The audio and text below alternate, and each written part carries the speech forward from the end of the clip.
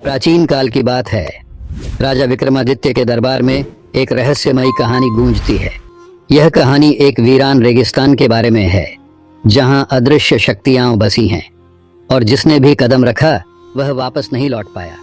कहा जाता है कि इस रेगिस्तान के बीचों बीच गोगा जी महाराज का एक प्राचीन मंदिर है, जिसमें ऐसी शक्ति है जो भाग्य को बदल सकती है।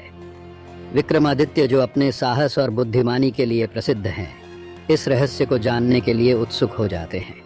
अपनी यात्रा के दौरान विक्रमादित्य अजीब घटनाओं का सामना करते हैं। रास्ते में कई मृग तृष्णाएं दिखाई देती हैं जो असल लगती हैं।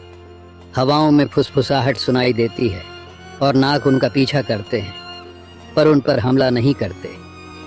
रास्ते में उन्हें एक वृद्ध साधु मिलता है, जो उन्हें चेतावनी देता है कि आगे जाने में खतरा है और उन्हें लौट जाने की सलाह देता है। लेकिन विक्रमादित्य अडिग रहते हैं।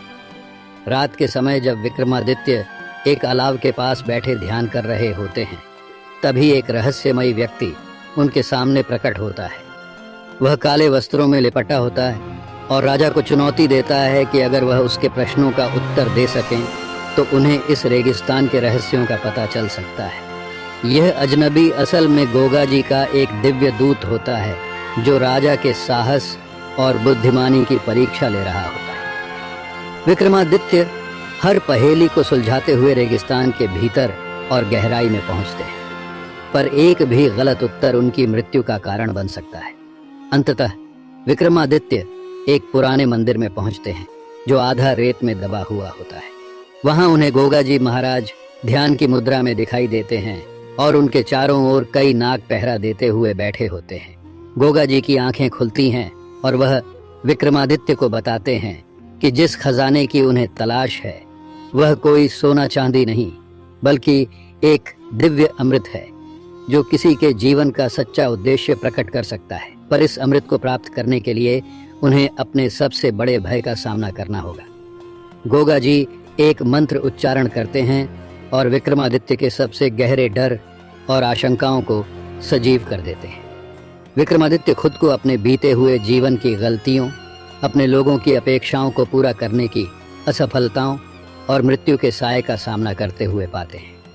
यह एक रहस्यमयी और रोमांचक घड़ी होती है, जिसमें विक्रमादित्य अपने हर डर का डटकर सामना करते हैं और अपनी योग्यता साबित करते हैं। कहानी में एक मोड़ तब आता है जब गोगा जी खुलासा करते हैं कि यह यात्रा केवल खजाना पाने के लिए नहीं थी, बल्कि यह उनकी भविष्य की योग्यता को परखने की एक परीक्षा थी, जिससे उन्हें एक न्यायप्रिय और दूरदर्शी शासक बनने का मार्गदर्शन मिल सके।